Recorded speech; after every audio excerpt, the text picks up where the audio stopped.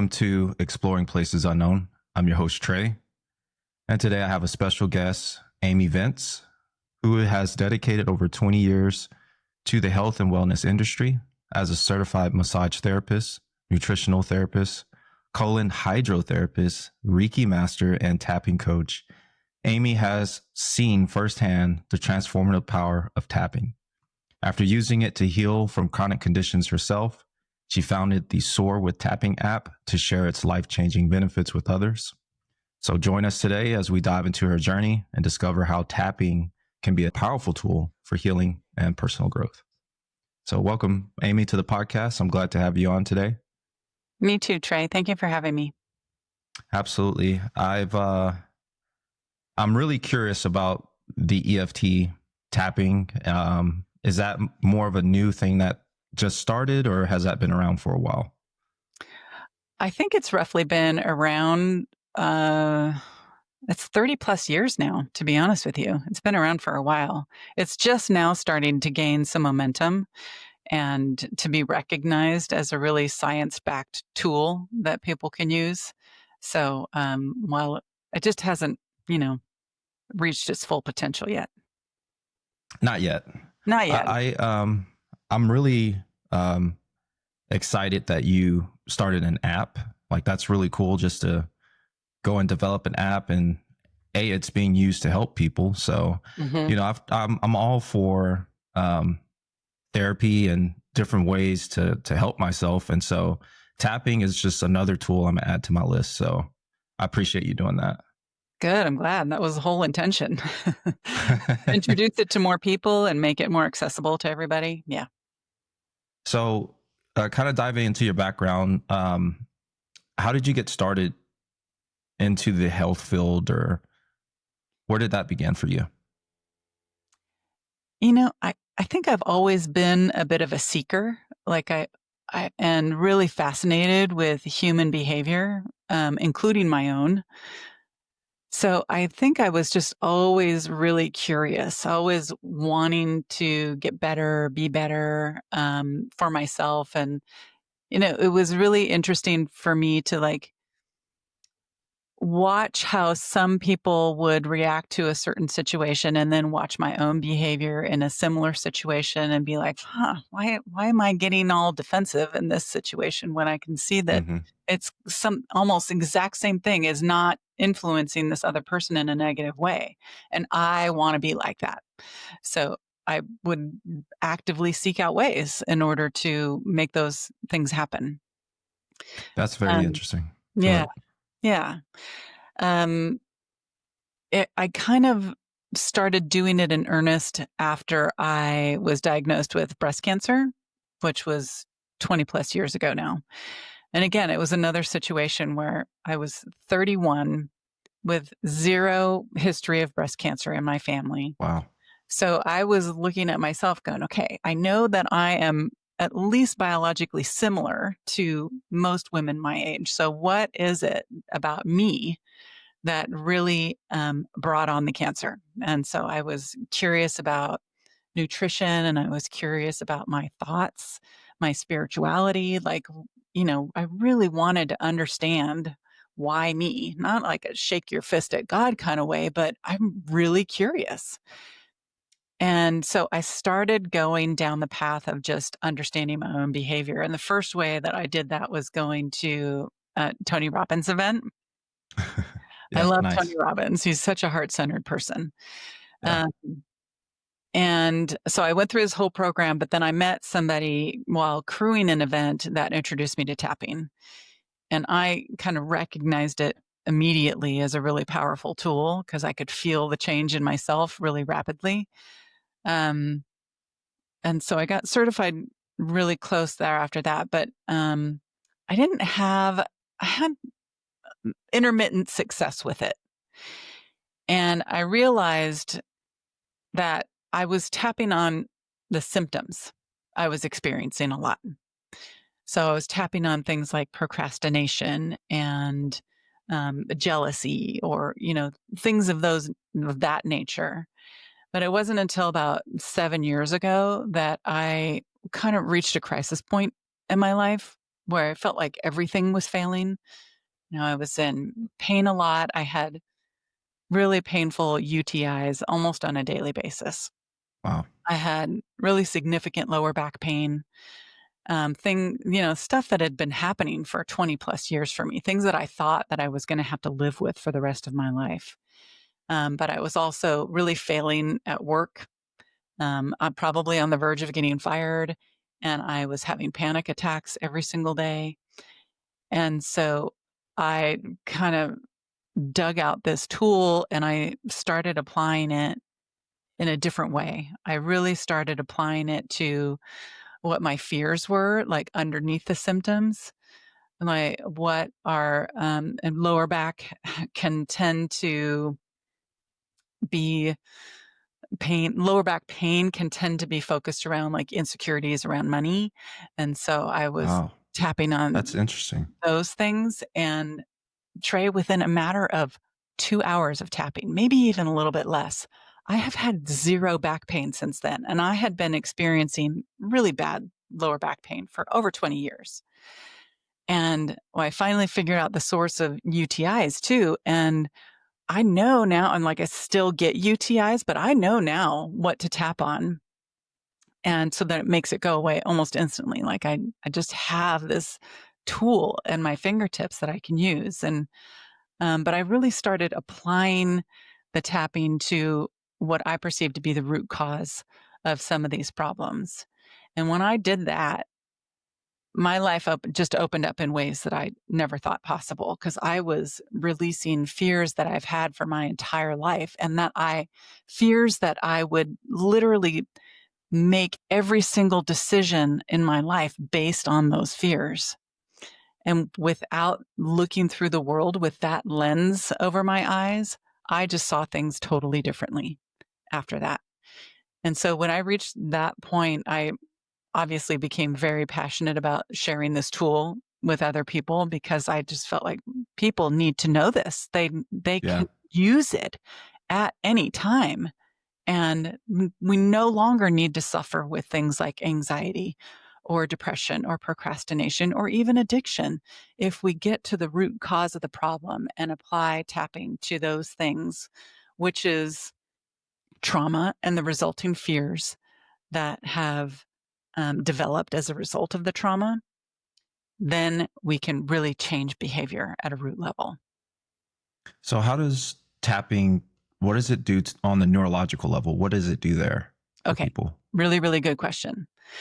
So the way tapping works, it works on 3 different levels. There's first the energetic level, which is really similar to acupuncture in that it utilizes the 14 energy meridians that are found in Chinese medicine. So instead of a needle being inserted into an acupressure point, we are using the percussion of tapping on that acupressure point in order to facilitate healing in the body. Because when energy is flowing, we are healing. That's just kind of the nature of energy work. We want it to, like, if there is a pain or a limiting belief or a fear, there is a blockage in our energy system, and we need to release that blockage so that energy can flow again. And that's what facilitates the healing. So there's Is, that aspect. Do you have a are you question? talking about chakra? Like your Chakras, energy in that way? chakras are a different energy system. They all work together, but those are energy centers. And I'm not sure how they align with the energy meridians. One was like um, founded, or not founded, discovered in India. One was China. So I'm not sure how they work together exactly, but they do. They definitely work together. But so there's the energy work, and then there's the cognitive work of tapping, because you are actively talking about what it is you want to release while you're tapping on your energy meridians. And then there is a somatic element. And somatic work is about getting everybody's energy into their body so we can actually be in the present moment. So by tapping on your body, we are actively gathering information from worrying about the past or worrying about the future. And we were bringing it, all of our energy into the present moment, which is the place where we are the most effective, most Hmm. efficient version of ourselves, most like who we really are in this present moment. And so all three of those things together, the energy and the cognitive and the somatic work, are a really powerful combination. Now, what's happening on a scientific level? So what we know is that when we get triggered in some way, our fears get triggered by something happening in our environment. 99% of the time, we have no clue what it is. We just know maybe that our heart starts racing or that we feel scared or unsafe all of a sudden, and we don't know why. Or maybe Right. we get stuck. We know we want to move forward. We have all these goals and the goals are great. Like, why isn't that I can move forward when I say that I want this thing? And there is something that is triggering a massive fear in our body. So what is happening is the amygdala in our brain, which is the stress center of our brain at the fight, flight, freeze, or fawn place, it has been triggered. And all of a sudden it floods our body with cortisol and we can't function properly. So what tapping does is it tells our amygdala to de-escalate, de-escalate, de-escalate. We are safe in this moment. De-escalate. It's okay to stand down. That's what it's telling our amygdala. So it is reducing cortisol levels in our body, which is the stress hormone, 43% faster than if you did nothing. So Wow. it's really a powerful tool. You might feel like you're not really doing much, but it is really doing a whole lot. So lowering cortisol really fast. But the powerful thing is when you are tapping and talking about whatever it is that has you triggered, saying something like, I feel so hurt by whatever that person said. And hurt and betrayed, and I feel it in my body in a certain way. You are not only releasing it with your words, you are telling your amygdala to de-escalate, that it's okay to feel safe and calm about this thing. And you are having your energy flow again. And so it is happening on many different levels, which is why in a couple of hours, I can release something that I've had for 20 plus years. That's amazing. It really is such an amazing tool. And I know that you mentioned in a previous conversation that you do EMDR. That's correct. And Hmm. so it is really similar to EMDR in that it helps you to access trauma, but it processes it in a much different way. So you would process the trauma in EMDR by working with a therapist and having them, walk you through the emotions and experience the emotions so that you can release it from our bodies. And with tapping, it does it on the energetic, cognitive, and somatic levels. And So the cool thing is, it's you can do it anywhere. literally. Like all of And my EMDR sessions have to be in person and it's guided, but I can yep, pull out your app, yep, so yep. and actually do it. So that's really really cool. The only Um, thing the app doesn't have that I think is really important work for people to do is direct work on their trauma. I couldn't put something like that on the app because I feel like everybody's trauma is so unique and it is so specific to them, their particular experience with it. All I can do really is encourage people to find a trained professional for dealing with trauma, and then they can do the rest with the app and be able to make tremendous progress on things that have plagued them for years or decades. has there been any research on the neuroplasticity aspect of tapping, as far as like rewiring the brain and creating new pathways? I don't know about the neuroplasticity in particular. There have been over 300 peer-reviewed studies done on tapping. And they've all shown the efficacy of this tool. Most of it has been done on physical things, pain, heart rate, blood pressure, which it lowers all of those things. It will also increase our immune response and levels of happiness. And those are subjective things, but across the board, it talks about the positive aspects of tapping. So I wouldn't be surprised if there is a study on the neuroplasticity surrounding it, because it really does retrain your way of thinking about things so that it no longer, so that it's neutralized. Something that would normally bring up a fear response for you would be neutral, and you remember it, but it doesn't Yeah. bring up a response for you. So you mentioned triggers. Mm-hmm. And so I'm assuming one of the triggers is a fast heart rate, sweaty palms. Is that a sign that I need to be looking out for? Those little sneaky signs. How do we become more aware of that kind of is a stuff? symptom that you have been triggered. The trigger itself would be something in your environment that your subconscious mind has decided is dangerous. Yeah. And that it could lead to a similar painful moment in your past. So, and then the response that your body gives would be the increased heart rate, or sweaty palms, or shallow breathing, or, something along those lines, or even just being totally paralyzed in a moment, having,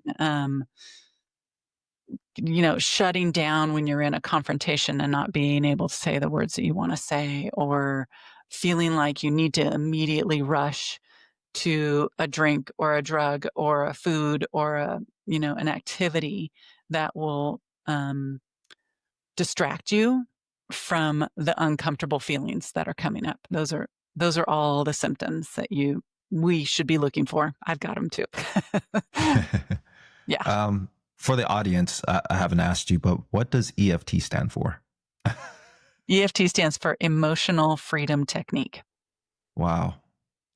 And it really is such a great name, because the truth is we haven't really been encouraged to engage with our emotions, especially the challenging ones. I don't think that there are any negative emotions. I just think that there are some that are harder for people to experience than others. I mean, men, if they have any other emotion aside from anger, it's seen as weakness. And Right. if women get emotional, they're asked if it's that time of the month, or they're called hysterical or something along those lines. So typically, emotions are not something that we're ever encouraged to engage with. But the truth is, we are emotional beings. They happen every single day.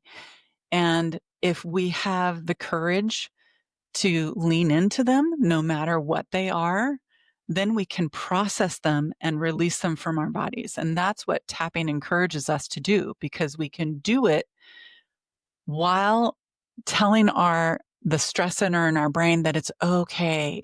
We aren't under any immediate threat. I'm totally tongue-tied. And we're safe. We're safe in this moment. And so, but really getting that emotional muscle, building that emotional muscle, is where we're going to gain the most traction for being able to move throughout our life without having problems, because there will always be new moments of sadness. There will always be new moments of hurt, but being able to lean into them and allow those emotions is the thing that is going to free us from it. So Emotional Freedom Technique is a really appropriate name. Yeah, I love that. And I see how EFT can be used for emotional regulation. And like you said, I have not been taught how to properly regulate my own emotions. And so I think growing up, I just kind of went with whatever I was feeling and just went with it instead of processing it and working through it. I just went with whatever was there. And that's actually a terrible way to live. Well, and it really is only this generation that is leaning into it, with people like you, with podcasts, and being able to have really good conversations about trauma and the effects that it has on our lives and how we deal with it, this is the type of thing that is going to really change the course of everybody's life by leaning into this kind of work because it is so important. And one of the symptoms of unregulated emotions is cortisol, correct? So can you Dysregulated. talk Yeah, or dysregulated. dysregulated? Yeah. So can you speak on cortisol and how it really affects the body, the dangers behind it, and things like that Yeah. for us? Yeah.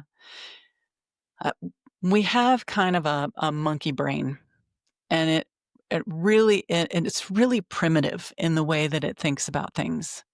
So that fight, flight, or freeze response was really intended to only be for really extreme circumstances, um, when we first evolved as human beings, right? Hmm. If you're being chased by a saber-toothed tiger or something along those lines.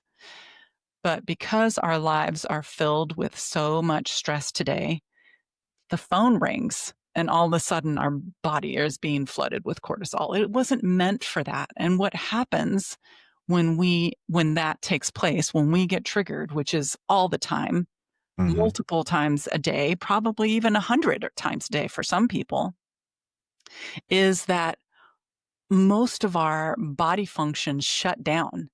Like, blood is taken away from certain parts of our body that it doesn't need in those moments. Digestion slows down and even stops in some cases. And can you imagine what that does to your body over time? Like, Yeah. if those systems that are really vital to our existence are shut down on a regular basis, that means that our body is not functioning as it should. And over time, it will cause physical problems. These emotional issues that cause us stress in our amygdala will result in physical problems. So there is a direct correlation between the stress that we experience and the physical issues that happen in our bodies. Not to mention just the discomfort of being in a stressful state the majority of the time, but we've made it normal. We've Hmm. made that our everyday existence and even a badge of honor to say, "Oh, I'm so stressed, I've got a lot going on. I'm really busy," or something along those lines. We've made it a badge of honor, but the effect on our emotional state, even our spiritual state, our physical state is tremendous, and maybe we don't realize the effects of it for decades, but it will happen, and it is degrades us at a really significant level. I think it's something like 95% of doctors agree that stress is the main culprit for all Yeah. disease, all inflammation in our body. Wow. I mean, there are other factors, of course, and it should Hmm. not be ignored, but stress is probably one of the number one culprits. Yeah. I want to say I heard of a case of a 30-year-old, look average, athletic, Mhm. heart attack, 30 years old. Yeah. Isn't that crazy? It's like the numbers are just getting smaller and smaller Yeah. each year, and all this stress people are carrying around. And that's why I had to have you on, Amy. People need to hear this. Yes. I feel like this is a tool that people definitely should put in their tool bag. Yes, and I use it daily, use it anytime. I use it when I'm on my treadmill. You can lay in bed and be tapping on yourself so you can sleep better at night, which would be really great for a lot of people. I mean, you can do it in your car while you're driving with one hand, you know? There Yeah. are It's so accessible and it's so powerful that I think everybody needs to know about it and utilize it if they can. So, do you have to tap in a certain spot, or it doesn't matter? Yes, it actually matters a lot. Okay. Um, this is only like one of the only areas I will ever tell anybody to be a bit of a perfectionist because if you're tapping on the wrong spot, then it's not nearly as effective as it could be. So, do you want me to go through the points Yes. with your listeners? Okay. Sure. So, the first point is kind of, I'm going to show down from your pinky finger. right there. And it's called the karate chop point, which is fitting because if you're going to hack a piece of wood or something, that's where you'd hit. So some people like to tap on that spot. I like to tap on both sides of my body. So I will tap those two spots together like that. And while you're doing this, you're going to say something like, even though I feel so stressed right now and I can't let go of the overwhelm. So then you would repeat after me, or you would repeat after the voice on the tapping script on the app. And then you'd say, I love and honor all my thoughts and feelings about it anyway. Or I love and accept all parts of who I am anyway. And so you say that 3 times, and then you go to what's called repeater phrases, and I'll go through the tapping points with you. And the first point is right at the beginning of your eyebrows right here. So you want to tap hard enough so that you feel it, not so hard that it's going to give you a headache. And you're going to say something like, I'm so stressed right now. And then you move to the next spot, which is on the side of your eye. That's your temple. You would say, for whatever reason. If you don't know what it is, you just start there. The next one is underneath your eye, right on top of your cheekbones. And you say whatever comes to you. Maybe my heart rate feels extra high right now. And then under your nose. And then under your mouth. And then the collarbone, if you find the beginning of your collarbone, you're going to go down about 1 inch. There's a little valley in between your ribs and your collarbone on either side of your sternum, and you tap in that spot. And then under your arms, about 4 inches down from your armpit, I like to hug myself. Do a little self-love in the process. Tap there, and then I'm going to back up a little bit. I don't know if your listeners can see this, but so right underneath, for women, like maybe 2, or men 2 to 3 inches down from where your nipple is on your ribs. So that's the next spot.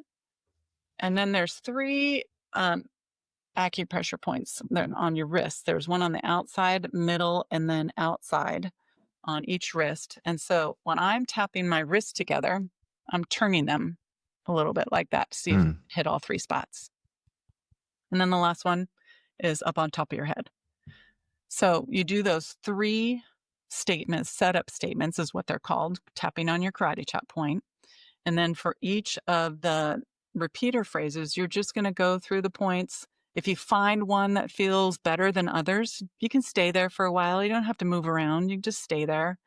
And you just keep tapping, keep going through the points, saying whatever it is that comes to mind, or honoring and acknowledging all of your feelings about it, whatever they are. And I encourage you to even say the things that you don't want to out loud, like feel really jealous about somebody, that person talking to my husband, and it makes me want to really hurt her. I want to hurt her like she's hurting me right now. You know, you say whatever comes to your mind. There's no wrong thing to say, and nobody is going to get hurt if you're doing it. The only thing you're doing is healing yourself and letting go of all of those disempowering thoughts and feelings. That's it. That's it. So you just honor and acknowledge over and over again while you're tapping through the points. And, oh, I forgot a really important part. So the way that we kind of gauge how well this is working is by taking a rating. So 0 to 10, you would say, how hurt do you feel on a scale from 0 to 10? You might say, oh, I feel really hurt right now. I'm like an 8 or a 9. And then you do all of the tapping, and then take a nice deep breath, and then you rate yourself again. If the number hasn't gone down, or maybe it's only gone down like 1 or 2 points, then so I'll just say maybe it went down to like a 6 or a 7. That's great. Do it again, and everything is working as it should. You need to honor and acknowledge all of the challenging parts of what you're feeling first. Then when your number gets down to like a 3 or a 4, that's kind of like a magic transition point when you can start infusing a lot more positive statements and your body and your mind will accept it a lot better at that when it gets down to that level. So you can start saying things like, that person isn't intending to hurt me. Maybe I'm just feeling a little self-conscious right now. But the truth is, I know that my husband loves me, and I'm totally safe with him and opening up my heart to him. I'm not going to get hurt from him. Maybe I've been hurt in the past, but he's not going to do it to me now. So positive statements. When you get down to like a 3 or 4, if your number doesn't shift, then you might have something that's called a reversal, where there's a part of you that does not want to let this go for whatever reason. Like it either doesn't feel safe, you don't want to, or it's not possible. And there are tapping scripts for that on the app to kind of neutralize that reversal. And then you should be able to make progress on the regular tapping. If your number goes up, what that simply means to me is that you have really allowed you've allowed the full scope of what you're feeling. And really it was a higher number to begin with, but you weren't allowing yourself to feel it. Okay. So if your number went up, that's okay. That's okay. You can still keep tapping and it'll go down. If it didn't budge, that's the one that you would use a reversal on. And that was my next question, was like, is this a quick fix? Like, it can. For you, for instance, like, what was your longest tapping session, I guess, that you had to just sit there and work on it? I don't think that I've done a longer tapping session than the one I did for my lower back, where it was, maybe 2 hours. But there are some things are easier to neutralize than others. And I'm going to characterize it as like there's big T trauma, when people, like some kind of an assault or a car accident, or even a really significant health diagnosis, losing a parent. So there's some things that are really big T traumas that most people would recognize as a big T trauma. There are also what are called little T traumas that unfortunately people don't recognize as trauma, so they dismiss it a lot. But that could be something as simple as having an angry parent or sibling in the house, and it made them feel unsafe on a certain level. And so they develop fears and limiting beliefs as a result of that. But because they didn't get physically abused in some way, they'll say things like, my childhood wasn't that bad, and I don't have anything to complain about. So they don't acknowledge it. And because there's that part of them that still feels fearful around anger, for example, they would probably deny their own anger a lot because they don't want to replicate the experience they had with their parent. But they would also not be able to establish really good boundaries with people. There's definitely huge effects that'll happen in their life. They might become a people pleaser, a perfectionist, thinking that they could avoid it. If they do everything right, they can avoid somebody getting angry at them in the future. That type of trauma, that complex little T trauma, which you would think would be easier to dislodge than a sexual assault, is much harder, and it will take more significant time because you've got decades of experience kind of propping up those fears as being real and valid. Where there's with a big T trauma, there's typically one experience or a handful of experience, and each one of those can be neutralized pretty easily in order to kind of collapse whatever fear was resulting from that. So it's totally different for different situations. I've had somebody that had a phobia of flying in an airplane because she didn't have a trauma associated with it, we neutralized that thing in less than 90 minutes. And she went on, I even saw her like 5 years later, and she's like, I love flying now. It's no, but something Yeah. like people pleasing or perfectionism usually takes a lot longer to dislodge. And We'll when say can 6 months to a year as opposed to, 5 years in therapy sort of thing. my my next question would be, when should somebody recognize, like, hey, I might need to go see somebody? Like, tapping may not be the only thing I use. There's other things I need to use as well. So what is something someone can look out for to say, hey, I need more help? The funny thing is that trauma kind of hides in plain sight a lot of the time, and we don't really realize it.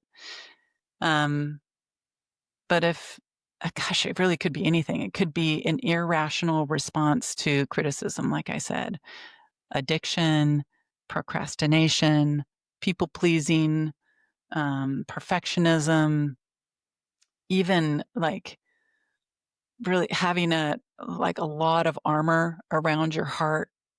That is a trauma response, not being able to really make strong connections with people because it feels too vulnerable to let anybody in after being hurt so much in your life. I mean, there's a million different ways that it can show up.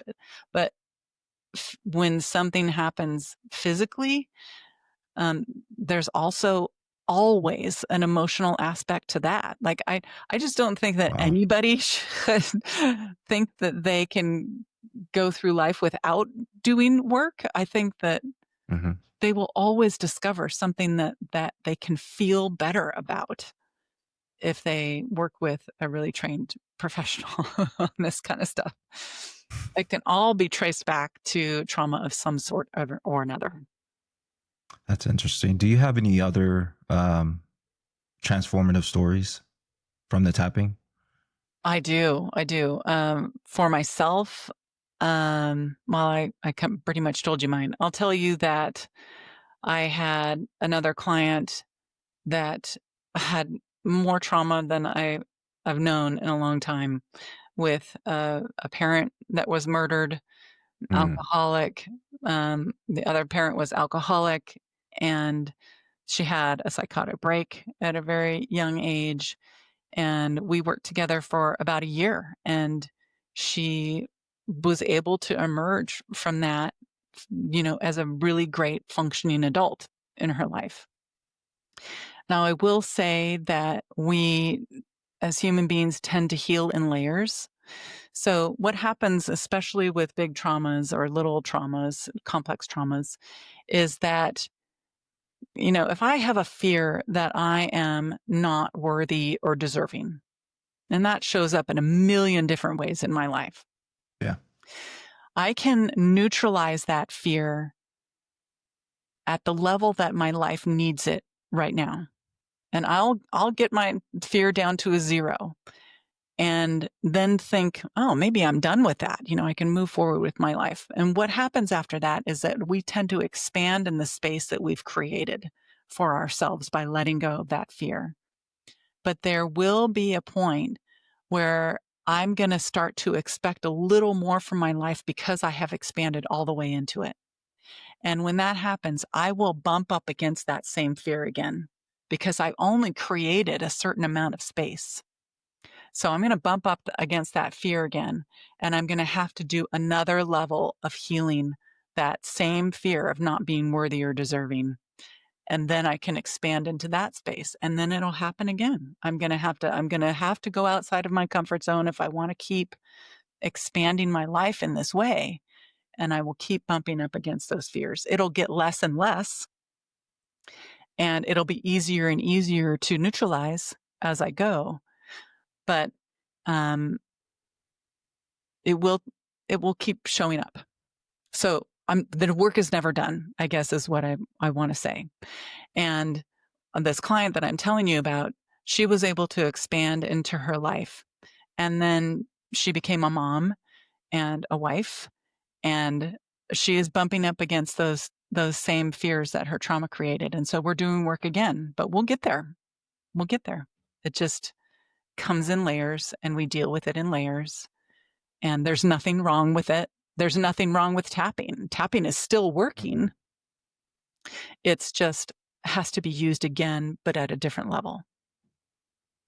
You mentioned addictions. So does tapping help with like food cravings or anything like that that you found? Absolutely. It Really? my God, I'm trying to think of I might have it right here. There was a big study done. Oh, let's see. Cravings during a study were shown to decrease by 74%. So that could be Whoa. cravings for food or alcohol or drugs or any kind of distraction if you use it in the moment. But then if you also use it on the things that trigger the craving, then you can reduce it overall. So there's using it for cravings in the moment, which can put a really great Band-Aid on Mm. something and allow you to get through your day, or you can utilize tapping on the thing that triggers the cravings, and then, you know, kind of can wipe the slate clean after a I while. like that. I mean, life still happens, and if that's your natural tendency is to try and distract yourself by not feeling certain things, then it'll keep coming up for you. But if you neutralize it at a certain level, it'll be way easier to move through life without kind of tapping out in certain moments and turning to something that's not healthy for you. I love your wording of that. How you should focus on the root of it. Mhm. I like that. Mhm. You What know triggered me to go get a bag of candy? Yeah. Yeah, absolutely. And sometimes it takes a lot of detective work to figure that out, and a lot of kind of just a willingness to feel emotions and ask deeper questions of yourself. And a lot of people that it's a really scary thing to do if they've never done it before. You know, it's really easy to dismiss sometimes and just like, don't overthink it. Just don't deal with it. You just wanted something in this moment. That's fine. And sometimes that is, but there are some people that it's a problem for. And so the extra work needs to be done, the extra um, willingness to be curious about your own triggers and a desire to neutralize them. So, based on your experience, how does a person get to that place where they become more aware? Like, what does that look like?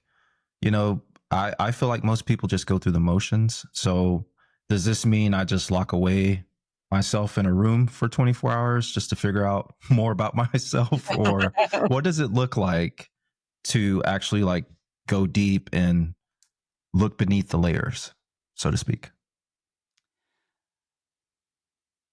I think probably the easiest way to figure that out is to write down like your top 10 fears. And I don't necessarily mean what I would call surface level things like a fear of spiders or a fear of heights.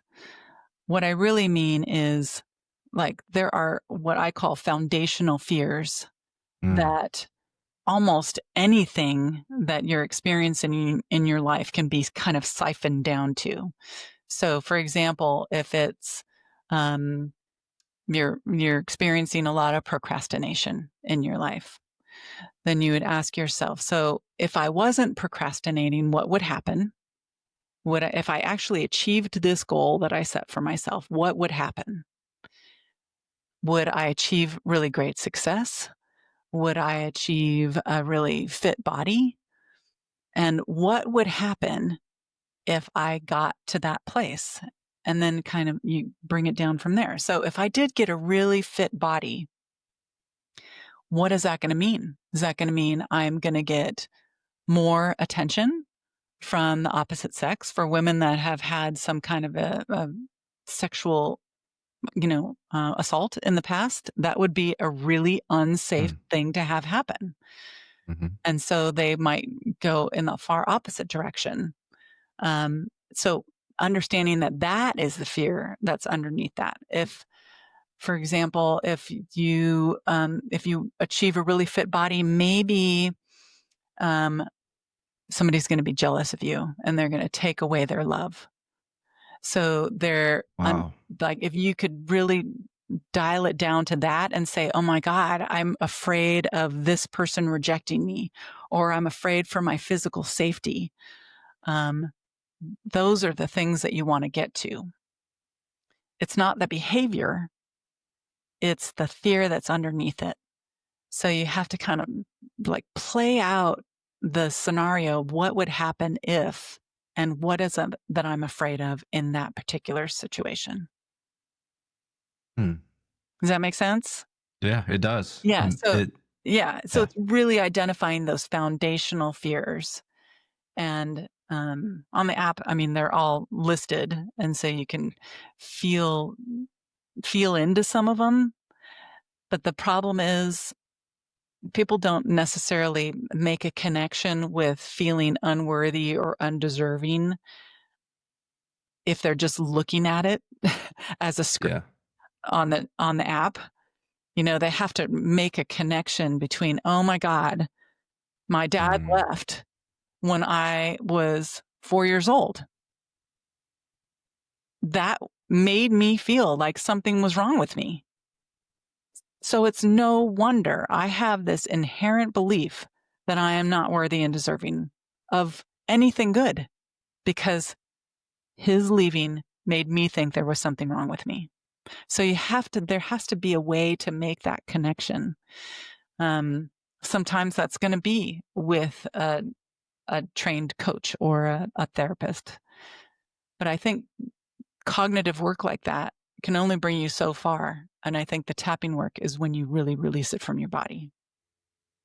So do you do in-person sessions for people I or is it remote? Yes, I do all remote sessions.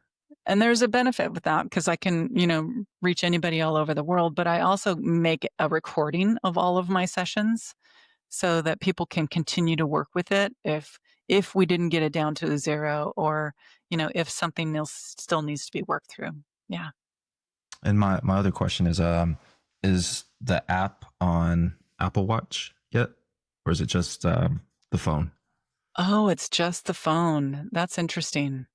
Hmm. That's an interesting idea. I'll have to talk about to my developers about that. What do you think about if um like the Apple Watch, let's say your app was paired with it on the Apple Watch and it vibrates as they're tapping. Is there a certain speed that people need to tap at as well? No, no. Oh, okay. You Okay. can go as slow or as fast as you want to. In general, they say like maybe tap in a spot 5 or 6 times, but that's very easily done, especially if you're saying repeater phrases. Yeah. So it's do it at whatever pace. Like I said, you can't get tapping wrong. That's the great thing about it. Like you're not going to Hmm. hurt yourself and you're not going to make yourself feel worse by doing this. You will only feel better. So there's nothing to lose. There's nothing to lose by going this route. Only things to gain. Now, in this field, um, I think obviously there's going to be skeptics about anything Mhm. that helps people. Yeah. So, what would you say to those people? Uh, Basically, just what I said. Again, 300 peer-reviewed studies that all show positive results from this. There is nothing to lose other than you might feel a little silly because you're, tapping on your body. What if somebody saw you, sort of thing. Uh, but the truth is, like I said, it doesn't harm anybody. It doesn't, you don't harm yourself in any way. But there does have to be the willingness. There does have to be the willingness to kind of lean into emotions, which a lot of people are not comfortable with. Mm. That's probably the biggest hurdle that I've come across with people is not necessarily the tapping itself. It's the idea of being willing to lean into uncomfortable emotions and actually feel them. I've had somebody say that it's toxic, and I am like, it is far from toxic. What it's doing is leading you through feelings that are already there, Yeah. but you are Wow. just acknowledging and honoring them enough so Mm. they feel like they can have their day in court, and then they let go. That's what you're doing. So if we have the courage to lean into uncomfortable emotions, that's the hardest thing about this. Um, and then you move through them and you will get to the other side feeling better. That's the proof right there. Spend an hour. You're not going to waste anything. And if you end up on the other side feeling better, then there is your proof. Just try it. And I'm gonna include your app in the description. Do you have like videos on it as well, or is it just Yes. scripted? Yes. Okay. So there's over 160 different tapping scripts from 11 different categories for sleep or sports performance or goal support, emotional intelligence, fears and phobias, and you name it, it's on there. We're also still working on categories for women's health and fertility. We're working on racism as another category, and even sex. I mean, really big topics that we want to tackle.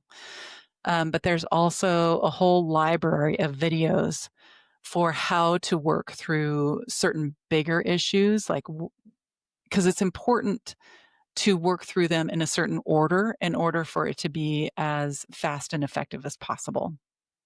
And if somebody comes to the app feeling depressed and looking at 160 different tapping scripts, they're not going to know where to start. So there's a lot of videos in there for how to approach depression or anxiety or procrastination, weight loss, addiction, anything along those lines. There's a tapping script for to guide people through that process.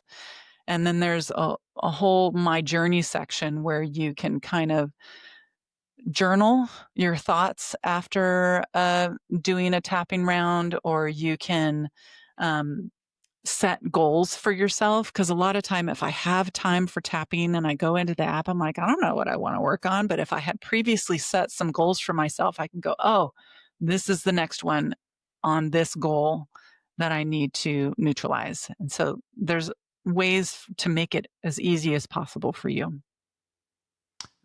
As you're talking, I'm reflecting on my life, and I found myself tapping, just not knowing it a lot of the time. Yeah. Especially if I was feeling something, I would tap my hands together, like my fingertips, Oh, yeah. or I would tap near my knees.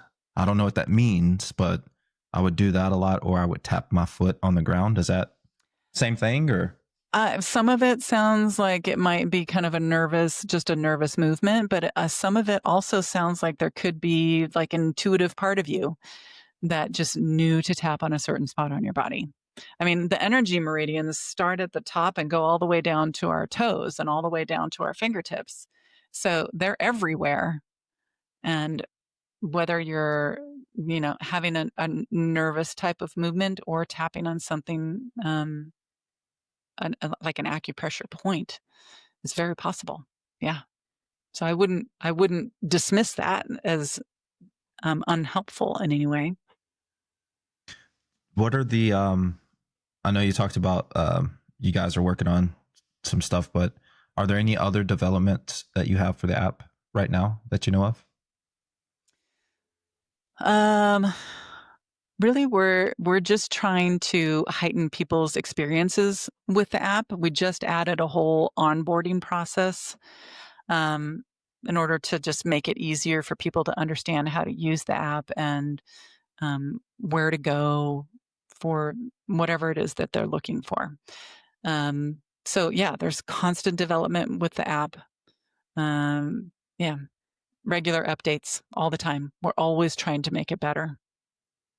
That's awesome. Um, let's see. I need to download this. I've kind of been just busy, but it's definitely a tool I want to have with me all the time. Yeah. Just in case I get into a spot and I need to use it. But Yeah.